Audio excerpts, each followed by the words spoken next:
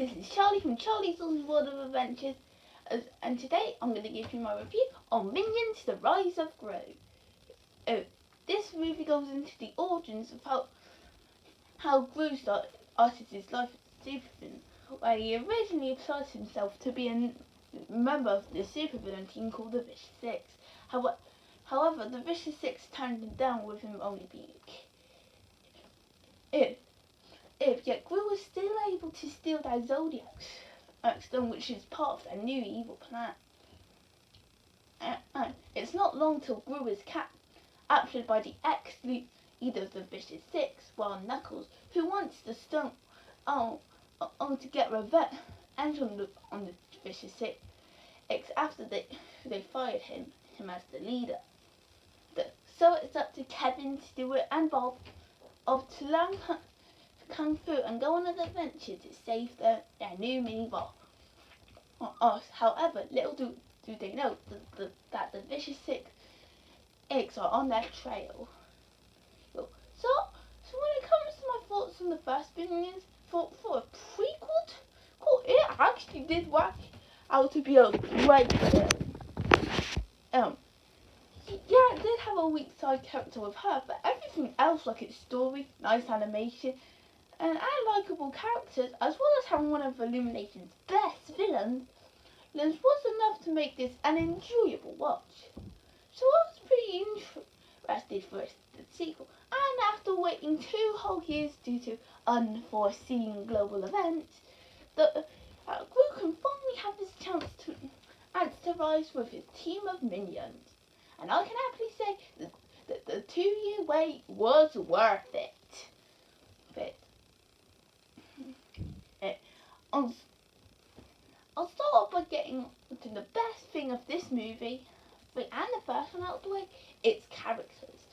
Seriously, each character is handled really well, and it's not just the minions that get the focus, because it's all other characters in the franchise. In fact, this movie shows the origins of certain characters from the Despicable Me films to see where they ended up. Like Dr. Navaria. I can't go into the others for spoiler reasons, but they do add more build up to the Despicable Me world, as well as giving them a good fresh start. But let's begin with the main minions of the franchise, Kevin, Stuart and Bob. As a trio, now they've got their new boss, they're willing to do anything for him, even if it means going on a tough adventure to save him from Wild Knuckles.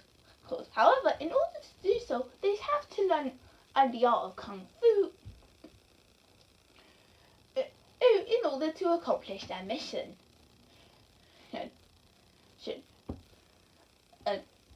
Like the first one, the trio,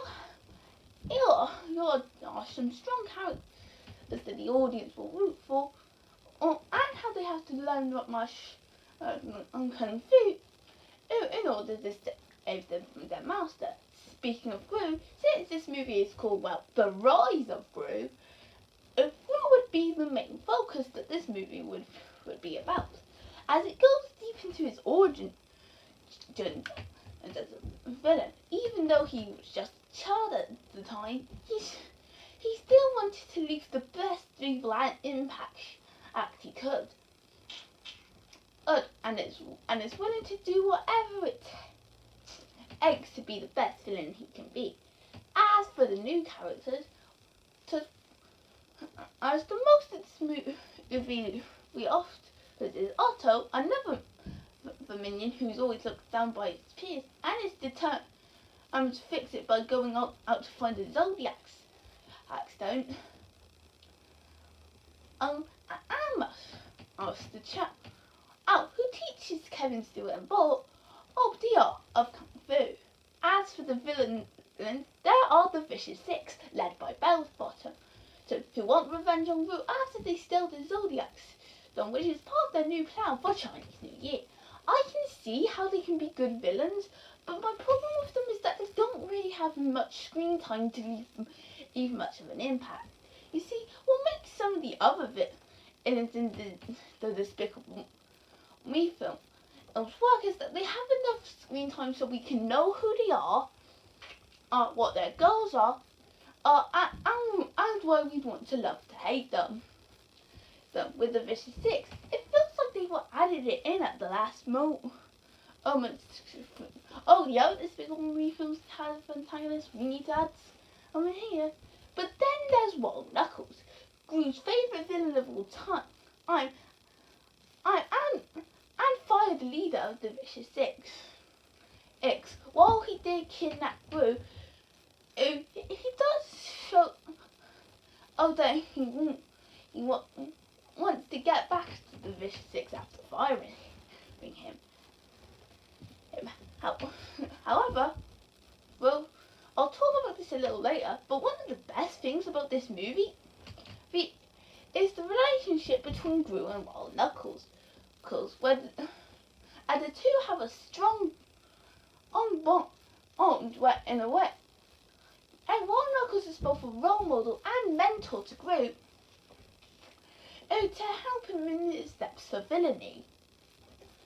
I also want to give huge thanks to huge claps to the acting in this. The voice actors did a really good job, especially Steve Carell. They could have easily just got a child actor to voice Gru since this is a young Gru, but Steve managed to still keep his Gru sharp, while sounding a bit younger since, well, this is a young Gru we're talking about. Not the grown-up one from the Despicable Me trilogy. Next, there's the story. The best way to describe the story is like a rescue mission where Kevin, Bob and Stuart have to go on an adventure to save their boss, us. Yet while that might be the simple narrative, there is actually a lot more that this story wants to offer. I think a big problem that people might have with this movie is that the movie does try to do a bit too much. While it does have a simple rescue narrative, it also has to have a lot of things work together, like Gru and Wild Knuckles having a strong bond, the minions having to learn Kung Fu, also looking out for the Zodiac Sun, and the Vicious Six on the hunt for Gru. The movie, and you want to know the crazy thing, is that it tries to do so much, yet it actually works. Yes, despite having a lot of things it wants to do, the execution really helped by giving them enough time to focus on each element. Yet, some could say that it's a bit too much for a 90-minute kids film. But the movie manages to have it work well with the runtime, and to make sure no things feel too rushed so they can get on to the next moment. It also takes some of the biggest strength out of the Despicable Me films. This is especially seen with the heart. Like I said before, one of the strongest parts of this movie is the relationship between Gru and Wild Knuckles. As the two start off on wrong foot, but a few moments later they soon become a good duo. Wild Knuckles can have a new partner to do villainy with, and Gru can find his chance to learn the true art of villainy. The duo have a good friendship on screen that whenever I saw all of them, I was always happy because I wanted to see how it would turn out in the end.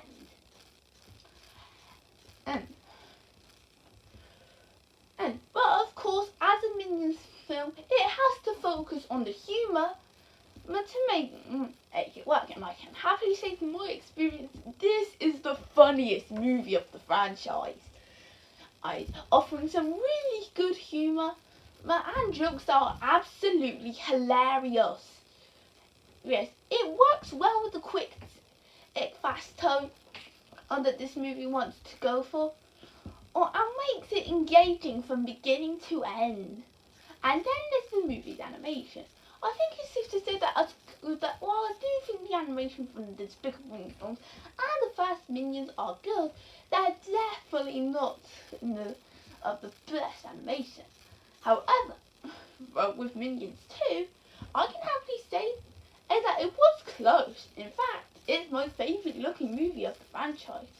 It does still keep the plot of the other films have, where the designs feel a bit too simplistic with an animated feature, especially Gru, who he now looks like the same size of his minions. Yes, but everything else in the animation was handled really well. This is especially shown with all the new gadgets. One of the best things about the Despicable Me franchise, as animation wise, is how they would use all different gadgets and relics to help the characters out and to see what they can do. With the rise of Gru, they managed to introduce some new types of gadgets where you want to see what they're capable of and how they can help the characters out in the next sticky situation. So, as for the background, there is a lot of detail put into everything. It manages to make the backgrounds look a bit realistic, and show many places that might be common in other animated films, but are handled really well. Like Gru's old house, his lair, the Vision 6 headquarters, Otto's Wild Nexus lair, and other Kung Fu dojo in Chinatown. Speaking of Kung Fu, that can be where the true highlight of the animation comes in. Like I said before, Kevin Stewart and Bob would have to learn Kung Fu in order to help save Gru and Kosh. This is where the animation is at its best, where the character animation is more or quick. It can work well out with the Kung Fu. Whether it be all the different skills, the training montages, or the action scenes to see what the skills are capable of. Especially offer an exciting and intense climax that can leave the viewers on the edge of their seats. So overall, for something that's as both a sequel to Minions and a prequel to the Despicable Me films, it managed to do both of those jobs successfully. Minions: The Rise of Gru is a fun, entertaining, and great film to the point where I can consider it to be the best entry in the Despicable Me franchise. While it does have I should have had more screen time, and it does try to do a bit too much, it more than makes up for it with its highly engaging story, creative animation, great use of gadgets, some fun humour, lovable characters, great voice acting, and a lot of heart, especially with the friendship between Gru and Wild Knuckles. Of course, fans of the Despicable Me films are gonna love this, but it would have to actually depend on how you feel on the first Minions. If you like it or find it as an okay watch, then you'll most likely have a good time with this. If not, then as good as I say this movie is, you probably aren't going to miss much if you choose to skip this one. And it's definitely far from one of the best films, but for the Despicable Me franchise, it's good to know that the fifth installment that managed to do an awesome job, and that's why I'm happy to give this movie a solid 9.5 out of 10. So I hope you guys enjoyed this video. Feel free to comment, like, and subscribe, and I will see you next time.